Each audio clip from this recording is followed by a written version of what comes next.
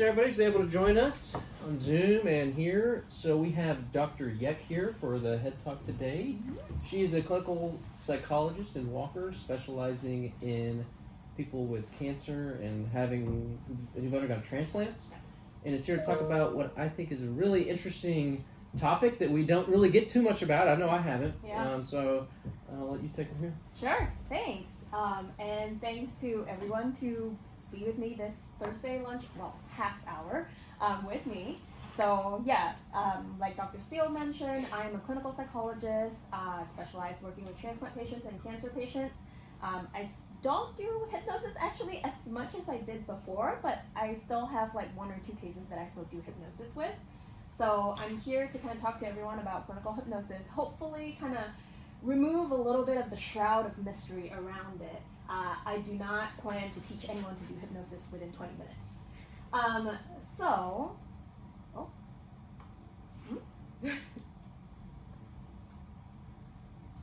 There we go. Okay, so kind of a quick free word association here. I mean, you don't have to say it out loud, but what do you think of when you think of the word hypnosis? I would not be surprised if maybe pendulum pocket watch, maybe mind control, maybe someone clucking like a chicken. I'm not gonna lie, I definitely have thought some of these things about hypnosis before entering grad school. So when I entered grad school to be in clinical psychology, hypnosis was nowhere near my radar in terms of what I would do as a clinical psychologist. But just so happens my grad school mentor was big in hypnosis, and he did a lot of clinical work and also research work when it comes to hypnosis, and that's how I got trained and started using hypnosis for my patients. So what exactly is clinical hypnosis? I'll talk a little bit about what it is, but really it's probably easier to talk about what it is not, so I'm going to touch on both of these things. So what it is, first of all, it is a therapeutic tool, so it is not used for entertainment when we use it in clinical hypnosis, and it does involve a patient's participation. So it is the patient's choice, it is the patient's agreement to use hypnosis. And really the key ingredient for hypnosis is the use of suggestions. So if we think about, let's say, a dictionary definition of suggestion, it's really about putting forth an idea or a plan for consideration, right? It's really for consideration. That's the key word here. So it's not a command. It's not an order. I can put forth a suggestion to Dr. Steele to stand up right now and leave the room. You can choose to ignore me. You can choose to move a little bit and then sit back down, or you can choose to actually do it if you want to. It's just a suggestion. It's up to you whether you want to do it or not. So what is it not? And this is where I think a lot of the mystery around hypnosis are the myths and misconceptions. So first of all, I mean, media always shows hypnosis as mind control. This is absolutely not true. People can stop hypnosis whenever they want to. Like I said, it is the patient's choice. In fact, I actually have had a patient before, 5 to 10 minutes in, doing hypnosis, and the patient was like, you know what, I'm really not into this. And then we stopped hypnosis, and that's it. Some people think that hypnosis makes you unconscious. Again, that is not true. People can respond actually during hypnosis, and actually some suggestions sometimes require me to ask patients to say certain things to me, and after hypnosis, they remember what happened to them. Now, someone might feel so relaxed that they fall asleep, but that's a different issue. Sometimes people think that people who say they're hypnotized are just faking it, and that's definitely possible where people do fake it, but there are also neuroimaging studies that have been found to show that kind of counter this idea. So actually there's one really interesting study where they gave people experimental pain, and then in another condition, they asked the participants to go through hypnosis with suggestions for pain. And then another condition where they're asked to just imagine having pain. And they found that the brain activity for the first two conditions, which is actual pain and hypnosis with suggestions for pain, actually activated very similar areas in the brain, and which is distinctly different from the third condition, which is imagining having pain. Sometimes people also think that hypnosis is something done to people because we always think about this hypnotist saying things to other people that's going through hypnosis. And again, that is not true because actually in clinical hypnosis, what our ultimate goal is self-hypnosis, so people to use it on themselves. And this is important in my work as well because of this idea. Sometimes patients will go, cool, you'll just do hypnosis and I don't have to do anything else. You just do this to me and I'll be all good. I'm like, no. You're gonna have to put in work too. And then sometimes I have patients who tell me, cool, like hypnosis probably can work, but probably not me because I don't think I'm someone who would be hypnotizable. And this is actually, whether someone's hypnotizable or not, is actually a false dichotomy. Actually, how hypnotizable someone is actually a bell curve. So yes, there are going to be very few people who are not going to be very hypnotizable. There are some who are very, very hypnotizable, but really most of us fall somewhere in the middle. Sometimes we might see stage shows that say, okay, you're this very intelligent person, so you must be very hypnotizable. Or some people may think, outside of stage shows, they might think, okay, only weak-willed people would be hypnotized.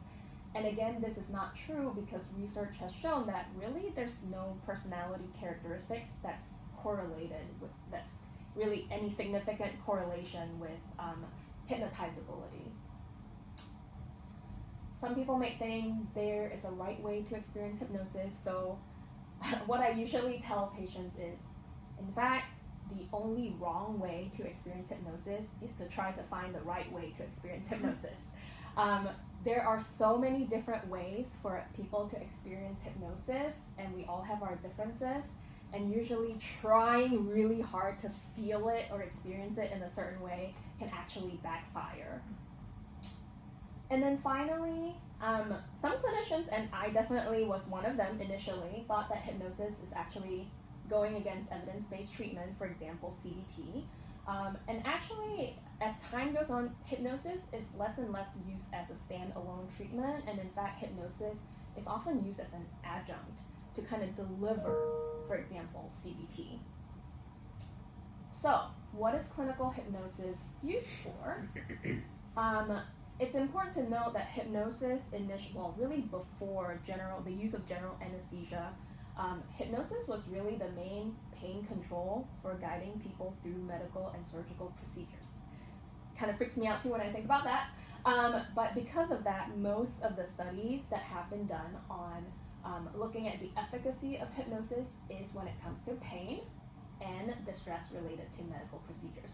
A lot of studies have been done, and all the citations here are all meta-analyses. So several meta-analyses have shown that hypnosis outperforms control conditions when it comes to managing pain and also distress related to medical conditions. When I say control, it's no treatment, wait list, treatment as usual, attention control conditions. There are some studies, meta-analyses, that have looked at hypnosis for the use of weight loss, depression, and irritable bowel syndrome, and there's some evidence that show that they outperform control as well. Also for sleep, PTSD, and hot flashes, but there are not a whole lot of studies when it comes to these conditions. A meta-analysis in 2021, and actually this is an update meta-analysis, I think the original was sometime in the 90s, that looked at hypnosis as an adjunct to CBT, and has found that hypnosis as an adjunct to CBT outperforms CBT alone when it comes to managing pain, weight loss, and depression. But ultimately, I would say there's really very limited studies when it looks at head-to-head comparisons of hypnosis versus active control or active interventions.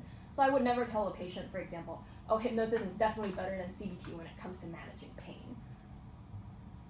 So how does it actually look like in therapy? So if a patient tells you, I'm doing hypnosis, it might be good to know what it looks like. So I have this image of a capsule here is because I kind of think of hypnosis like your pill capsule.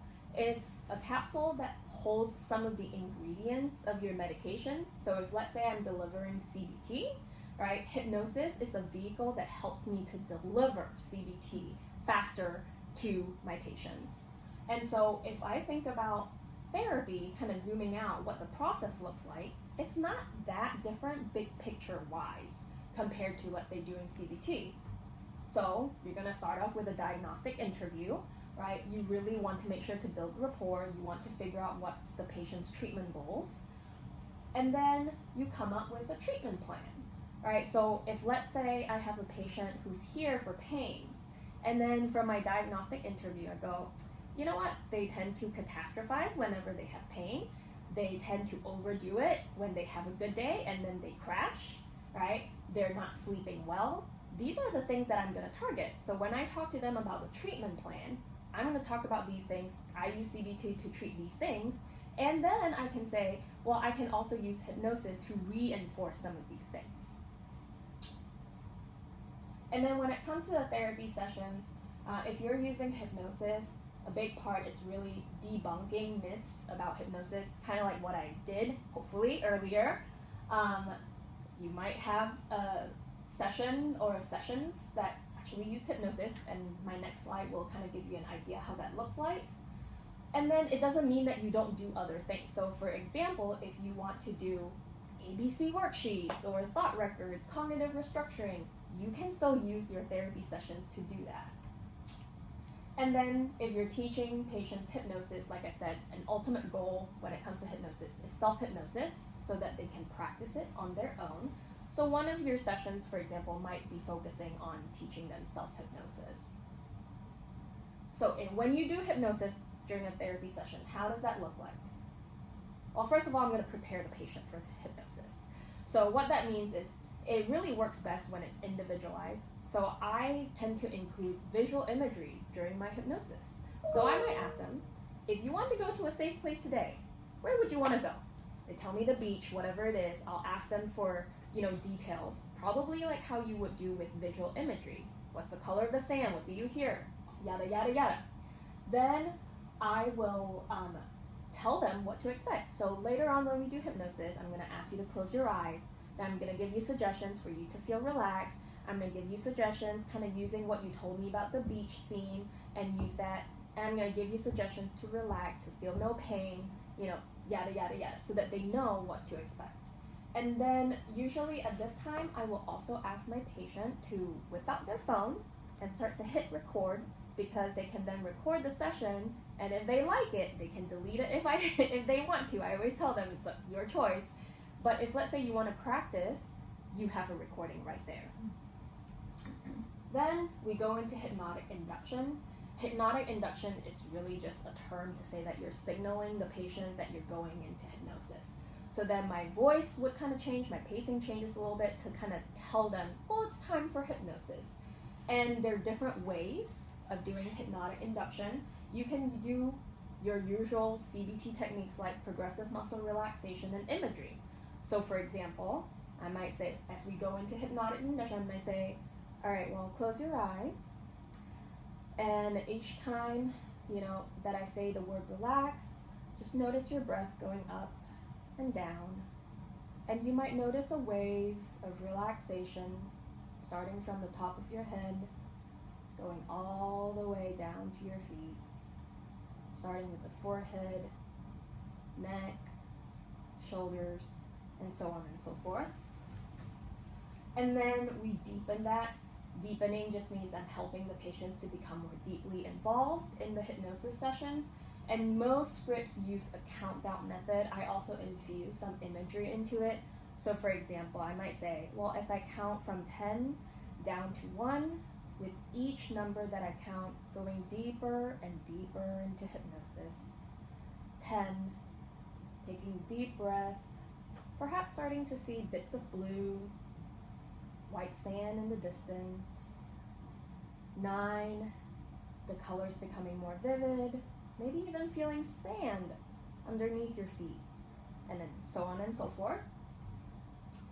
And then let's say you count down 10 to 1, you go into goal-directed suggestions where you promote the positive changes. So if, let's say, the patient wants to reduce pain, I might say something like, okay, and one, you're here now, and while you're here at this beach, you might find yourself moving so effortlessly and naturally that your leg just lifts and moves around with complete comfort, and you feel calm here.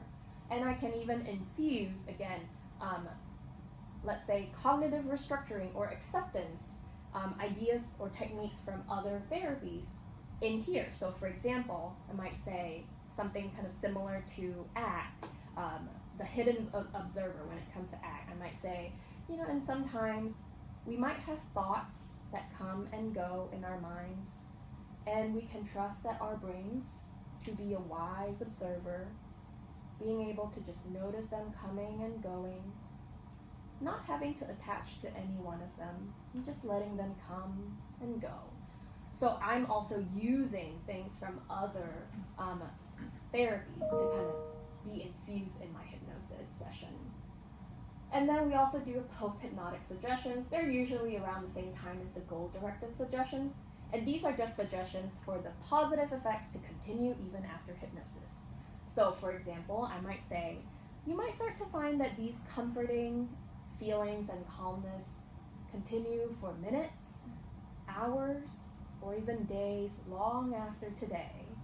And with each time that you practice, it becomes easier and easier to come into this deep, hypnotic relaxation.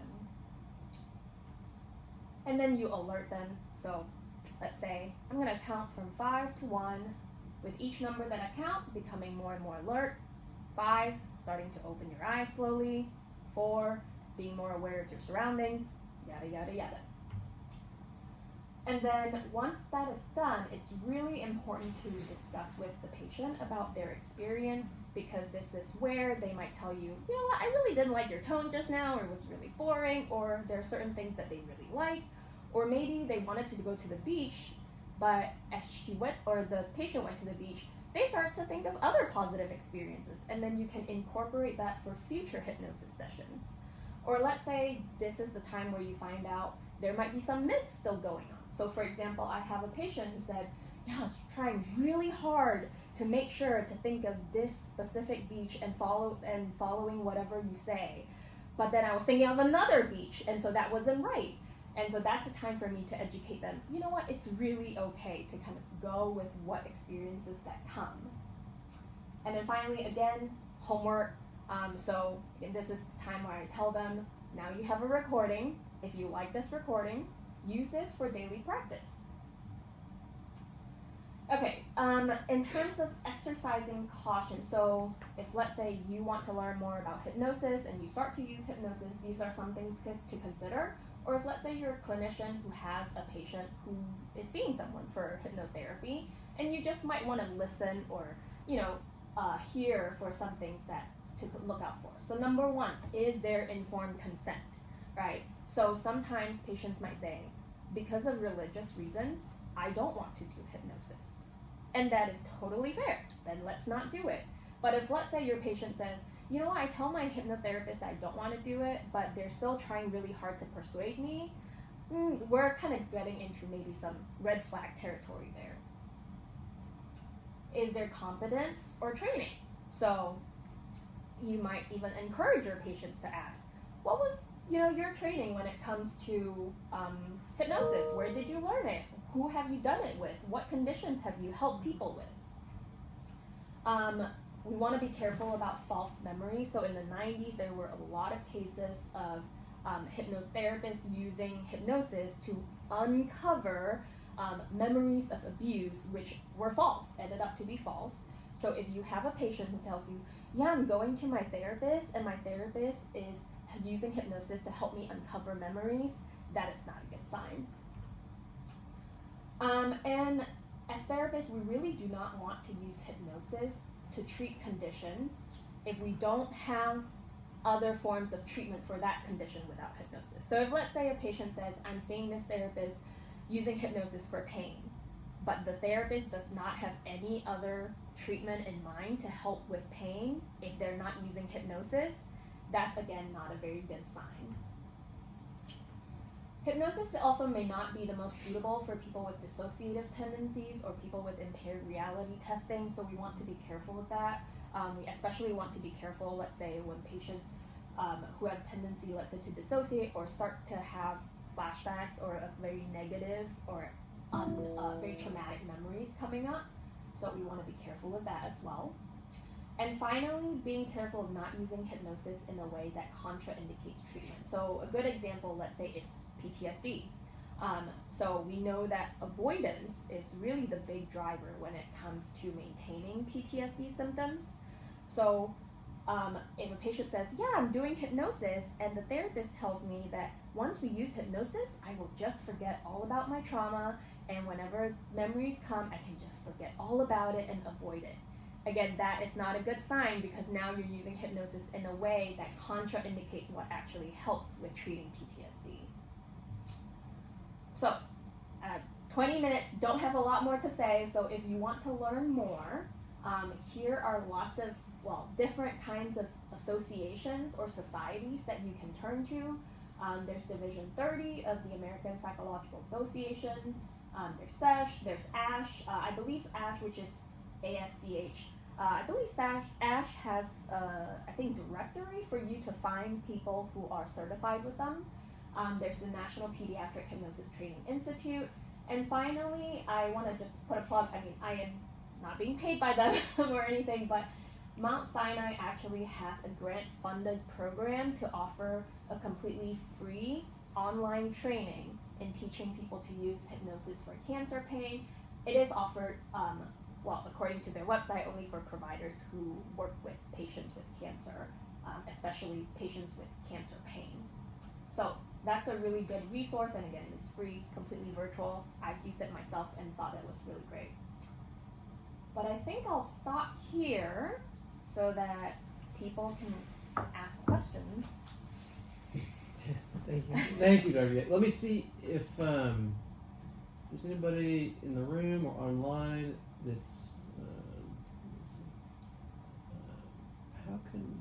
Hey, this is Brian, social worker.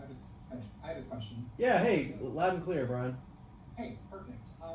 So this is really fascinating. I'm so glad to hear this presentation today. There's one piece that I guess I'm just not clear on. From what you described, it sounds very similar to what I think I would just call guided meditation. And I wonder, is this something that I've been doing all this time, and I'm just using a different word for it? It is possible. So the main thing again is, I would say the key ingredient is the use of suggestions. So sometimes, guided imagery usually involves a lot of suggestions for relaxation. I would say that when I use hypnosis, it's more than just relaxation. For example, it's reinforcing them to use other, let's say, activity pacing for pain, for example, or helping them to pay attention to their thoughts so that they don't catastrophize when they have pain. There's also some research showing that the label hypnosis actually helps in the sense that there was one research study that looked at people going through the same procedure, but one was labeled as hypnosis and one was labeled as relaxation, and the positive benefits were actually greater in the one that was labeled as hypnosis. So part of it is also the expectancies when you use a label hypnosis. Okay, I appreciate that. For some reason, if you would have had me guess which of those two would be more effective in terms of the language, I think I would have just naturally guessed the other because of the preconceptions of what hypnosis is. I find that really interesting. Thank you so much. I really appreciate it. Of course.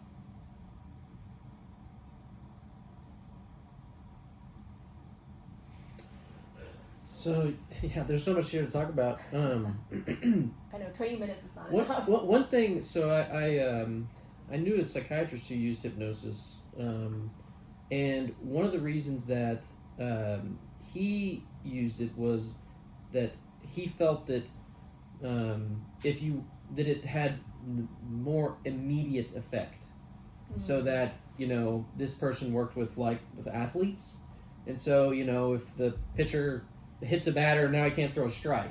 He would do hypnosis with them, and you know, Yeah, is that kind of, does that check out? Anecdotally, yes, but I do not currently have any like research or studies in mind to back that up. But anecdotally, yes. That it's a more immediate kind of effect? Yeah, kind of immediate effect. But then again, it's really the practice that helps. But again, it also depends on like how hypnotizable someone is.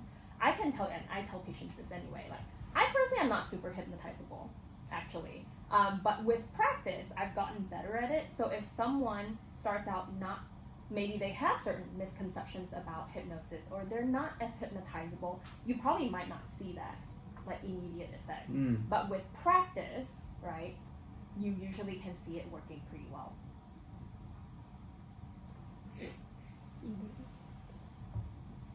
Could you, I'm also, in terms of like the anecdotes that you have, I would, if you could kind of give an overview of some, you know, of some cases you've seen where the hypnosis really felt like the intervention that was most helpful for them in your experience. Yeah.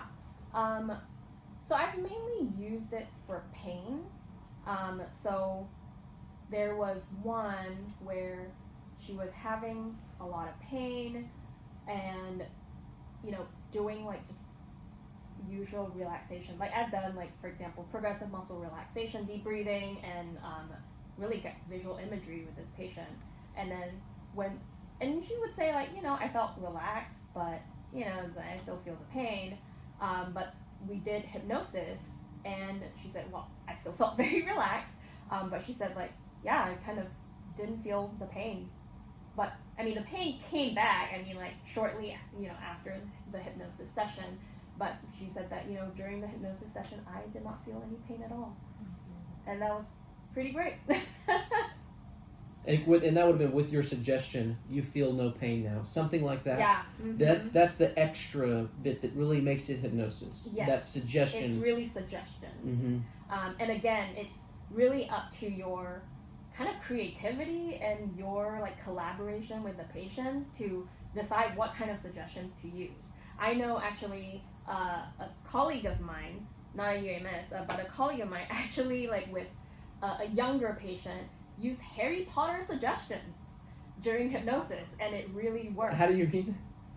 So I'm not a Harry Potter fan myself, so I might not be saying some of these things right, but she would say, for example, like, you know, you are at Hogwarts, or you know, she'll describe the scene, and then like kind of describing this patient moving along around Hogwarts in the, you know, calm manner or comforting or with less pain. So kind of infusing lots of different things that really works for the patient. It's really about individualizing and taking what the patient tells you and re-infusing that back.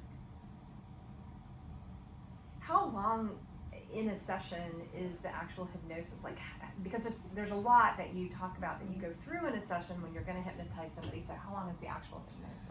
Mine is usually 20 to 25, but there are times when I do it for 10-15 minutes. When patients get really good at it, they can even do self-hypnosis for 5 minutes if they want to. I mean, when I do it on myself, I mean, like 5-ish minutes if I don't have enough time, but I mean, you can do it for as short or as long as you want to.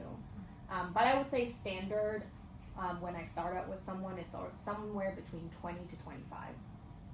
Because I gotta leave room for like, you know, leave room at the beginning to talk about what they want to be infused in it, and then leave room at the end to go through like how it worked for them, and to kind of retailor some of the suggestions for them.